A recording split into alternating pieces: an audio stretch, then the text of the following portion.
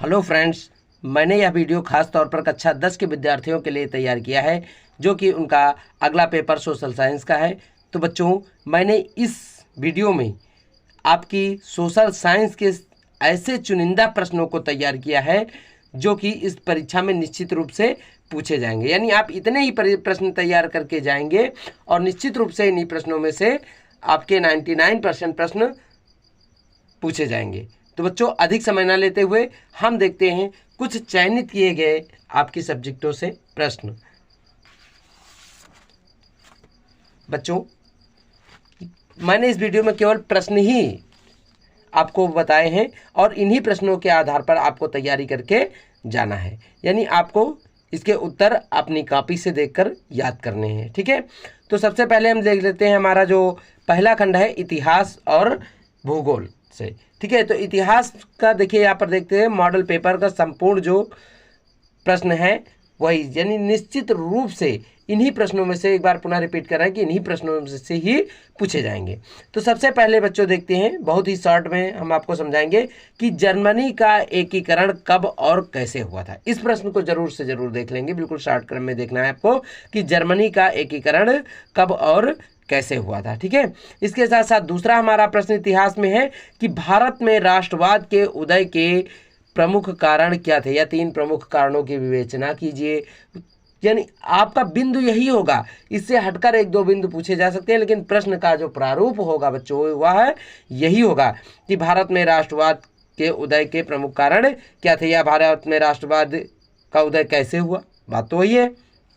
अगला प्रश्न है कि महात्मा गांधी द्वारा चलाए गए 3 आंदोलनों के नाम लिखिए। अथवा कहा जा सकता है बच्चों कि महात्मा गांधी द्वारा चलाया गया असहयोग आंदोलन के बारे में संक्षिप्त टिप्पणी लिखिए। ठीक है, चाहे 3 आंदोलन पूछे जाए या 3 में से एक आंदोलन पर संक्षिप्त टिप्पणी पूछी जाए। अथवा कह सकते हैं कि निम्नलिखित बिंदुओं पर संक्षिप्त टिप्पणी लिखिए, यानी निम्न में से किसी एक बिंदु पर संक्षिप्त टिप्पणी लिखिए। और ऐसे बिंदु दिए जाएंगे आपको कि जैसे चौरी चौरा कांड या घटना, चौरी चौरा की घटना कब हुई थी, कहाँ हुई थी, गांधी जी की दांडी यात्रा, समझ गए।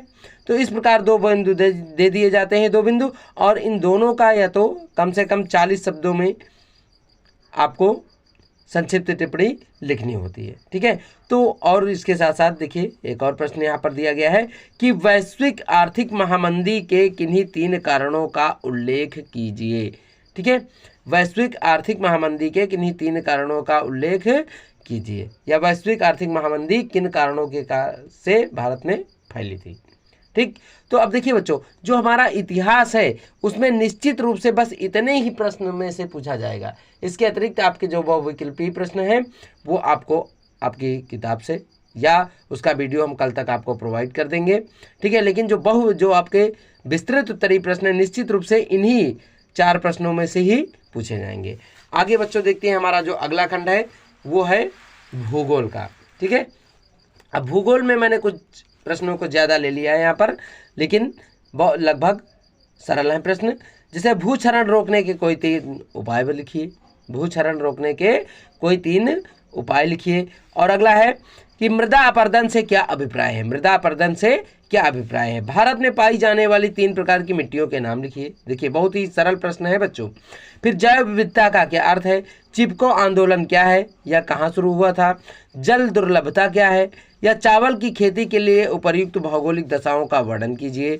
भारतीय कृषि की प्रमुख समस्याएं क्या हैं, ऊर्जा के परंपरागत तथा गैर परंपरागत स्रोत कौन से हैं, निम्नलिखित पर लगभग, और फिर अंतिम प्रश्न है कि निम्नलिखित पर लगभग 40 शब्द लिखिए। जैसे स्वर्णिम चतुर्भुज महाराजमार्ग क्या है, और राष्ट्रीय राजमार्ग क्या है, तथा तीसरा पॉइंट है राजमार्ग क्या है। इन तीनों में से किसी एक पर टिप्पणी आपको 40 शब्दों में लिखनी होती है।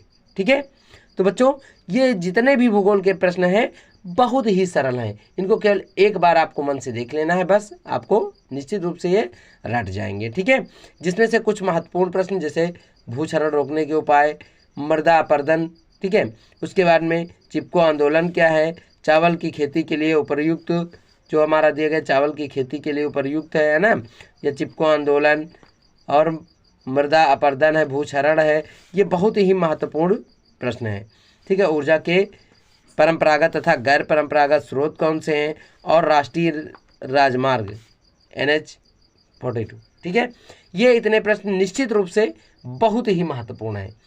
इन्हीं प्रश्नों में से आपकी परीक्षा में जो आपको पेपर परीक्षा में मिलेगा, तो आप जब उसको देखेंगे तब कहेंगे हाँ निश्चित रूप से सर ने यह बताया था। ठीक है, इन्हीं प्रश्नों में से आपको आपके मॉडल पेपर में देखने को या परीक्षा के पेपर में देखने को मिलेगा।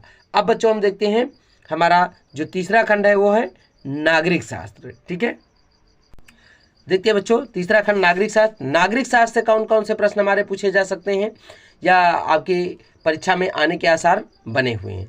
तो देखिए इसमें से भी मैंने 7 प्रश्नों को चयनित किया है और निश्चित रूप से इन 7 प्रश्नों में से कोई ना कोई प्रश्न आना अनिवार्य है। ठीक है, नहीं निश्चित रूप से ही पूछे जाएंगे इसी में से प्रश्न। ठीक है, तो यहाँ पर देखते हैं तो 73वें व 74वें संविधान संशोधन की स्थानीय स्तर पर लोकतंत्र को मजबूत करने की क्या भूमिका रही है। ठीक है, तो इसके लिए हम आपको बताते हैं जो 73वां संविधान संशोधन था वह ग्राम पंचायत के कार्यों पर संबंधित था। ठीक है, ग्राम पंचायत के कार्य क्या है, ग्राम पंचायत का कार्यकाल कितना होता है। ठीक है, ये 73वां जो हमारा संविधान संशोधन था वो ग्राम पंचायत से लेकर था, और जो हमारा 74वां संविधान संशोधन था वह नगर पंचायत को लेकर तैयार किया गया था। ठीक है, इसी पर आपको तैयारी करके आपकी परीक्षा में आना है। ठीक है, अगला है कि संघवाद क्या है या संघवाद किसे कहते हैं, इसकी क्या विशेषताएं हैं, संघवाद किसे कहते हैं ना।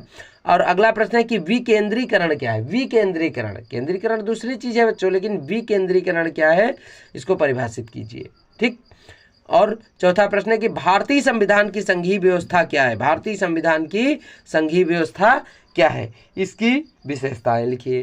ठीक है, बहुत ही महत्वपूर्ण प्रश्न है बच्चों, इसीलिए मैंने केवल उतने ही प्रश्नों का अपने वीडियो में समायोजन किया है जो निश्चित रूप से परीक्षा में महत्वपूर्ण स्थान रखते हैं, या आपको केवल यही इन्हीं प्रश्नों को याद करना है। ये आपकी परीक्षा में आपको अच्छे अंक दिलाने में सिद्धकारी साबित होंगे। ठीक है, और अगला प्रश्न हमारा है दबाव समूह और राजनीतिक दल में क्या अंतर है। दबाव समूह और राजनीतिक दल में क्या अंतर है।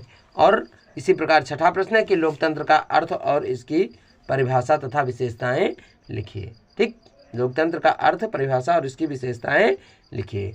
और इसी प्रकार हमारा अंतिम जो नागरिक शास्त्र का प्रश्न है कि लोकतंत्र की सफलता हेतु क्या सुझाव हैं, स्पष्ट कीजिए, सुझाव लिखिए। लोकतंत्र की सफलता के लिए सुझाव लिखिए। ठीक, तो बच्चों इसमें से मैंने केवल आपके नागरिक शास्त्र सब्जेक्ट से केवल 7 प्रश्न ही चयनित किए हैं और इसी में से आपकी परीक्षा में पूछा जाएगा।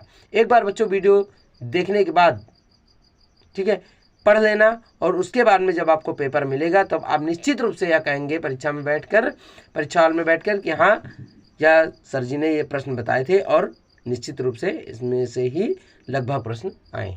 ठीक है, क्योंकि मैंने हिंदी के पेपर में देखा है। अब बच्चों देखते हैं अर्थशास्त्र, हमारा चौथा खंड क्या है, अर्थशास्त्र का। ठीक है, तो अर्थशास्त्र में से मैंने 8-9 प्रश्न इसमें भी ले लिए हैं। 8 प्रश्न देखिए, विकास मापने का UNDP का मापदंड किन बिंदुओं में या किन पहलुओं में विश्व बैंक के मापदंड से अलग है, या UNDP का क्या अर्थ है। ठीक है, ऐसे प्रश्न आपको देखने को में मिल सकते हैं आपके पेपर में।